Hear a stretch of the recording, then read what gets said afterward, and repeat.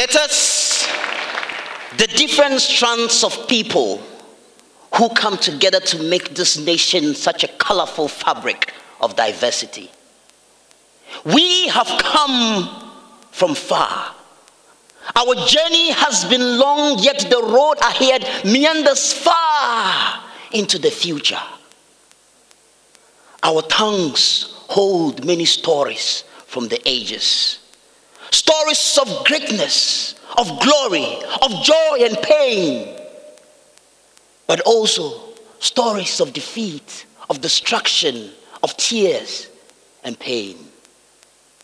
But we are a proud people, strengthened by our experiences, encouraged by our successes. We refuse to give in to wanton despair.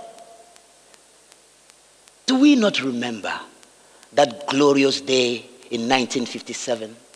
When we stood united at the old polo grounds and watched in awe as the Union Jack was lowered and the red, gold, green rose with the black star to the first cry of a new nation. God bless our homeland, Ghana. And a thundering proclamation by one Kwame. At last, the battle has ended.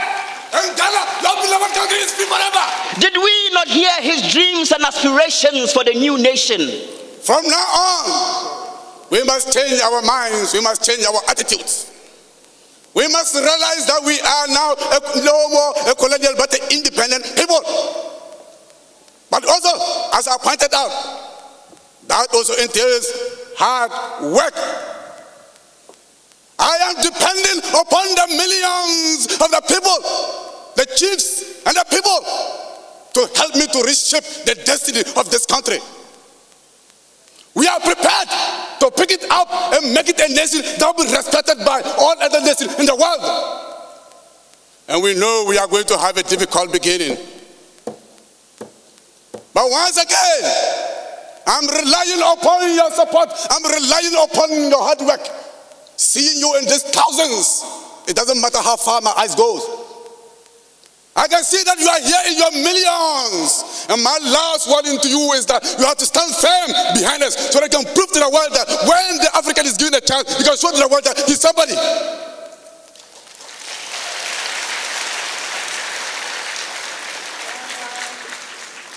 We have awakened and we shall go back to sleep anymore. Today, from now on, there is a new African in the world, and that new African is ready to fight his own battles. And show to the world, after all, that the black man is capable of managing his own affairs. Freedom! Ghana, land of freedom. Freedom! Source of the rain and the source of your labor. Source of the rain, because God's resource. Source of the rain and the source of your labor. Source of the rain, which was God's resource. There was an electrifying energy running down the spine of the nation. There was great pride in being Ghanaian, for we were the first to show the world that yes, we can. We came together and we worked to build the bridges that connected our minds and hearts and cities. We worked for a school, in Gushegu for a dam, in Akosomboy for a harbor, in Takoradi for a black star line on the Atlantic, for a Ghana Airways in the sky, for a this year, a that there, a this and that here and there. Some say Kwame was a showboy. Some say he was too much of a showboy. They say the once great rainbow that held hope for the nation had become a noose around the neck of the suffocating nation. They say the rainbow noose had to be cut. The era of men in uniform had come. 24th February 1966, the councils had begun. The circus of councils. We hopped from the National Liberation Council of Ankara, Afrifa and Kotoka to a brief rest with the Progress Party of Dr. Buzia. Democracy was once again given a chance, but not for long. the soldiers came knocking. The boisterous Achampon took over power with his National Redemption Council and later his Supreme Military Council. For a moment, there was a revival of the nationalist spirit. We came together to work for the nation. Operation Feed Yourself was in full motion.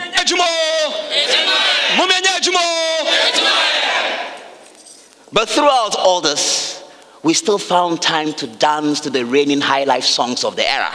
Back then, Osibisa was topping their charts, and they trumpeted their music across the world. And everywhere they went, people sang, Everybody, do what you do. Please join us. Mr. President, you can join us. Papa Jane.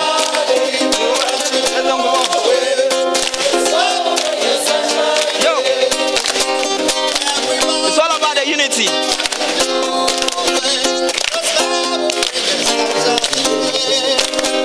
Everybody, do what you're doing. Woo! But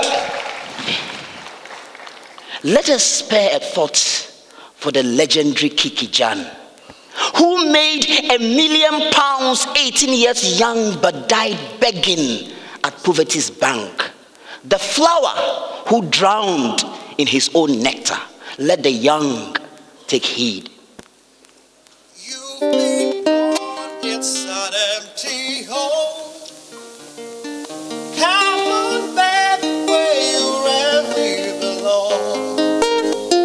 You are always welcome home, welcome home. Come with me on this happy trip back to the promised land. All will be happy and gay. June 4th, 1979, a young lieutenant had erected from the tomb of his jail with the call for probity and accountability. Let the blood flow, we yelled, and we heard the bullet cry from the firing squad. We heard the market women whip on their subotox. They say it was a revolution, that the nation was at the brink of economic and political annihilation, that there was a need for fierce action. Even the man was on probation. 31st December 1981. Thus began the 19-year romance between Papa J and Ghana. Soldiers and students, men and women, we worked to construct roads, railway lines, and erect electricity poles in the forgotten corners of the land. We carried cocoa on our backs and cultivated our backyards. And though there was a great hunger and the Ghana must go saga, our spirits were never broken. Steadily, we marched on.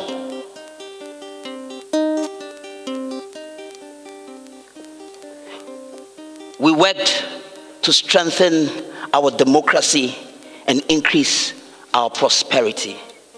A new era was beginning in the country. The era of soldiers was coming to an end. The culture of silence was gradually being broken. A new and vibrant media was on the rise. There was a resurgence in Ghanaian confidence, and that confidence found expression in our art, culture, sports, and music. The golden era of high life. Antiate, mewaru babaya. Those were the days when Berima Zuma Nelson boxed his way to become a champion of the world, when the likes of Abedi Pele and Tony Yeboah were the stars of the Black Stars, who made us proud and of course broke our hearts in equal measure. The days when you couldn't wait to go back home and watch all your favorite programs on GTV. Idi Koko Kula Bebe. When we were mesmerized by the love affair between Nico and Sekina. Nico! Nico, I love you from the bottom of my heart. I love you from the bottom of my heart. Oh, Nico! When we were captivated by the intrigues of Inspector Bediako.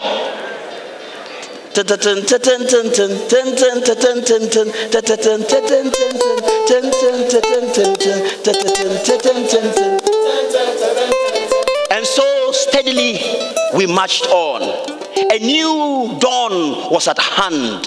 Power back to the people. Democracy once again. January 2001, for the first time in our history, power was transferred from one elected government to another.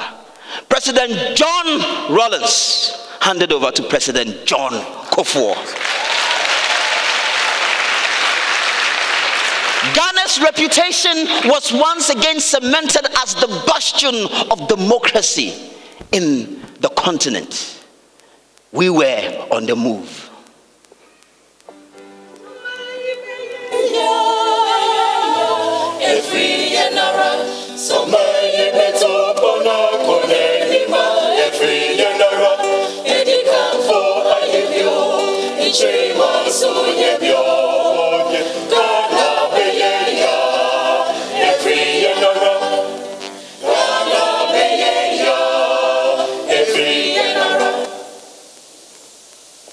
Our journey has indeed been long.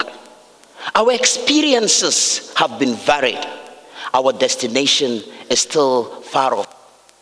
We learn from the past to inspire our future. We take over the work of our founding fathers. Our dreams are big. Our visions are great. This is our land. These are our people. And we are ready to continue the work of our founding fathers. Wogbejeke, the rise of a nation.